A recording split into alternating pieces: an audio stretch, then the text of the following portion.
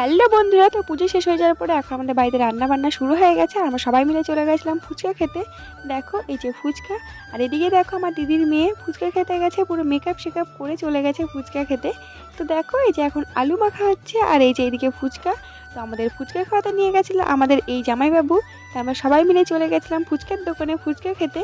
তো দেখো এই যে এখন আর তিনজন দাঁড়িয়ে পড়েছে ফুচকা খাওয়ার জন্য। এদিকে রিপন, দিয়া আর সুরাজ তিনজন মেয়ে দাঁড়িয়েছিল।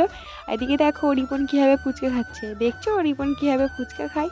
তারপর ওদের তিনজনের খাওয়া কমপ্লিট হয়ে গেলে এখন দেখো আমরা দাঁড়িয়ে পড়েছি ফুচকা খাওয়ার জন্য। তো প্রথমেই তো আমাদের প্লেট দিয়ে দিয়েছে, আর এখন দেখো ফুচকাও দিয়ে দিল। তো আমি এখন খাচ্ছি ফুচকা, তো মোটামুটি খেতে ভালোই ছিল। তো দেখো সবাই এদিকে ফুচকা খাচ্ছিল। আমাদের সবার ফুচকা খাওয়া কমপ্লিট হয়ে গেছে। তো দেখো ফুচকা খাওয়া শেষ করে এখন আবার দুজনকে স্যান্ডউইচ কিনে দেওয়া হয়েছে। তো দেখো রিপন আর দিয়ে দুজন মিলে স্যান্ডউইচটা খাচ্ছিল। তারপর আমরা বাড়ি চলে এসেছিলাম, আর বাড়ি এসে দেখি এদিকে প্রায় রান্নাবান্না হয়েই এসছে। তো দেখো এই যে পায়েস, এখানে চাটনি, এটা হচ্ছে মুরগির মাংস। তো আমাদের যেই ছাগলটাকে বলি দেওয়া হয় পুজোর সময়, ওটাকে কিন্তু রান্না করে খাওয়া হয়।